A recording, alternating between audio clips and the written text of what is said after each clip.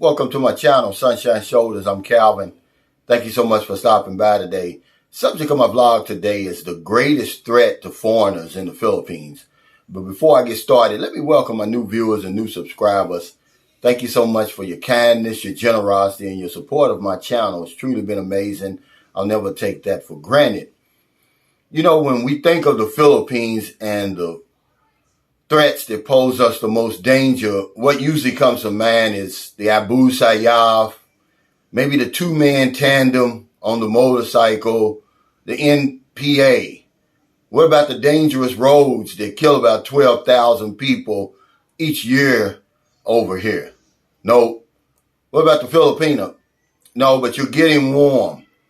The threat that causes us as foreigners the most danger over here in the Philippines can be found staring you in the mirror. Staring back at you in the mirror, rather.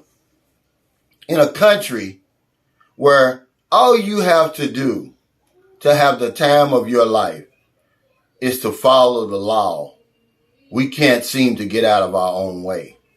You don't believe me? By the time I get done with this vlog, you're going to see why we pose the greatest danger to ourselves over here in the Philippines.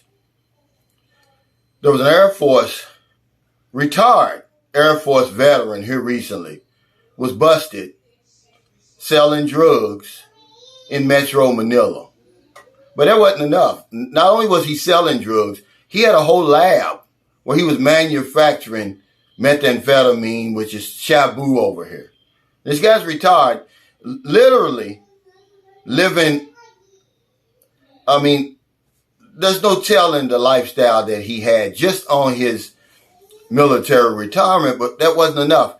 He had to sell drugs. And of course, he got busted, and, he's lucky that they didn't kill him. Well, some Americans, they outdid him. They're in Metro Manila too, running a Ponzi scheme and investment scams. Now, they cheated, if I'm not mistaken, they cheated an Australian out of almost $2 million cash. But that wasn't enough. They got greedy. But what they did, they ended up cheating the wrong man, because he wouldn't stop until he got his money back and he got some justice. And now the lavish lifestyle that these guys were living, the guy had like 5 or 6 cars, a big, gigantic house up there, but he was getting in his own way. But most of the stuff that happens over here to us is just straight out of the Ringling Brothers and Barnum and Bailey circus of ignorance. It's basically foolishness, suicides, drunkenness. One of the first few times I came over here, it was actually the 3rd time I came over here in January. No, actually the 4th time I came over here in January of 2010. I spent $7,000 in 2 months. That's a fortune. Even today, it was a fortune then. What did I buy? Junk. Basically junk. My junk had junk. I'm going to tell you how bad it got.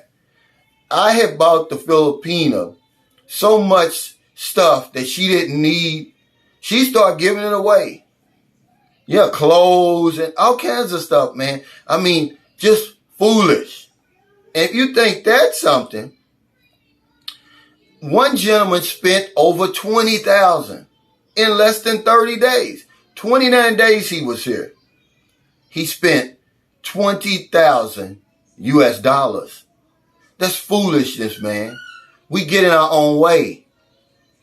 One guy gives a Filipino $60,000. That's what I said. $60,000 US cash. And he never met her before. And why do we do this stupid stuff? Most of us have college degrees or some type of intelligence. We've retired from the military. We did 40 years with the post office. Just on and on like that. But then we come over here and just turn into complete airheads. Foolishness, man. We can't get out of our own way.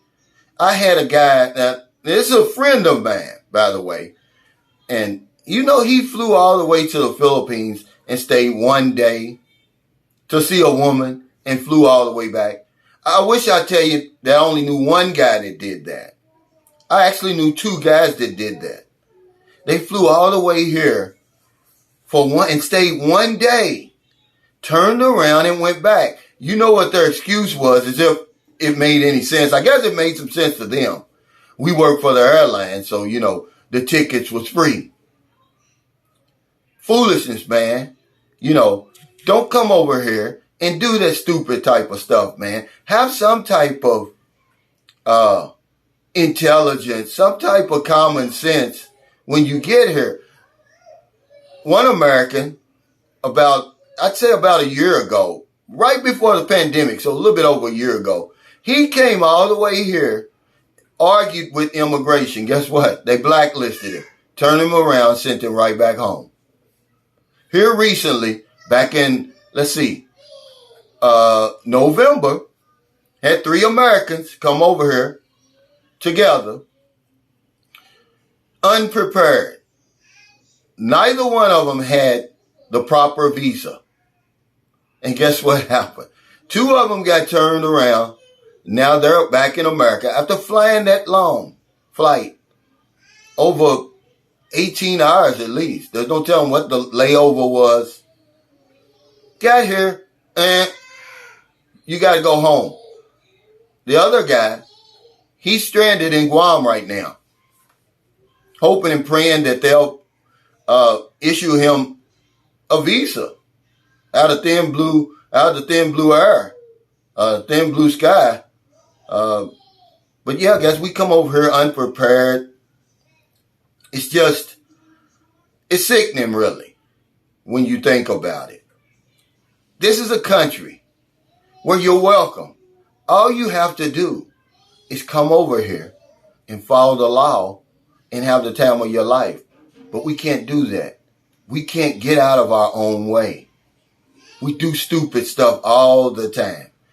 We'll come over here with not enough money and have to go to the embassy and get what's called a repatriation loan. You know good and well you can't bring $500 to the Philippines and think you're going to stay a month. What are you going to do? Stay in the damn backpack hostel every day? Eat 1 meal a day and all that crazy stuff, man? But yeah, we're our worst enemy. We pose the greatest threat to ourselves over here. Because Filipinos, they leave you alone over here. They will absolutely let you enjoy this place to your heart's content, provided that you respect them and their culture. But we can't do it, guys. One guy came over here for 3 days, got turned out, went back, started the visa process, only to find out the woman was seeing another man at the same time. Yeah, we do some stupid stuff like that, man. I bought so much stuff when I was over here. I couldn't believe it. I wish I had that $7,000 right now. I mean, really. I just bought stupid stuff. And we were staying in 4- and 5-star hotels when a pension house would have been enough. If you watch my live stream today, I told you about the young man who had been living the time of his life. 33 years old, he's over here, teaching at the university down in Dumaguete. Gets drunk, goes to the bar, local bar at that. Gets drunk, argues with some locals. They call him outside. They beat him to death. He died. How crazy is that, man? I'm not blaming the victims. I'm just saying, we can't get out of our own way. It's not the NPA. It's not the dangerous roads. It's not the Filipina. It's not the Abu Sayyaf that you have to be worried about. You have to have a game plan when you get over here, or you're going to be your own worst enemy. So thank you so much for stopping by today. I really appreciate it. Usually we just end up falling in love with the wrong woman, giving her all our money, barely getting home. Our bank accounts is on respirator. That's really the stupid stuff we end up doing over here. But you got guys come over here that actually think they can sell drugs in the Philippines. Man, you already retired from the military over here. All you got to do is just sit over here and just enjoy the rest of your life. But no, you want to manufacture shabu in the Philippines. Let that sink in, guys. Or you're over here, you want to take advantage of other expats and other foreigners by running a Ponzi scheme and an investment scam right from your house. And by the way, you don't try to destroy any of the documents. You keep them all at home, so when they finally run up on you, they got all the proof that they need to send you away for the rest of your life. If you're in America, it's early, man. You're about ready to get up. I wish I could make this stuff up, man. But you can't make it up. This is foreigners. This is us. This is what we do. We come over here, we fight each other. Yeah, I seen two foreigners in Dumageddon fighting each other at that famous bar down there. Go down there on any weekend, and you're probably going to see something like that, arguing and fighting in old drunken stupor over nothing. So if you're in America, you're about to get up, go to work, get you a cup of coffee, go to the gym, get you a newspaper. If you see somebody in the street, buy them something to eat, buy them something to drink, give them a few dollars. It's Christmas time. I mean, if you can't think of other people now, you never will. Whatever you give, I promise, man, you're going to get back more. This isn't me saying this. It's a universal principle that I live by. If you're in the Philippines, it's about 6 p.m., pitch black outside. I was going to take you out, and I'm going to have to wait until Ugma, which is tomorrow, but I never use that word tomorrow, Wednesday, and show you the lights because it's raining outside. That's the only reason I'm doing the video in here. I was going to walk behind the camera, do this same video, and show you the beautiful lights here in San Carlos. One of the best light shows you're going to see in a small city like this.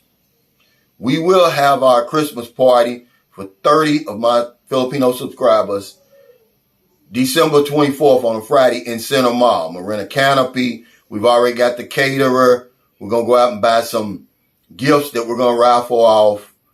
We're just going to have a good time, man. We're going to feed about 30 people because people over here need our help, man. You know, it's this time of the year when people get depressed, when they get anxious. And all you have to do is think about somebody else, man. Reach out and help somebody else, and it'll take your mind off of your problems. But I promise you, it'll work when nothing else works. Because if I don't know anything else, I know this one thing for sure. When we help other people, we help ourselves.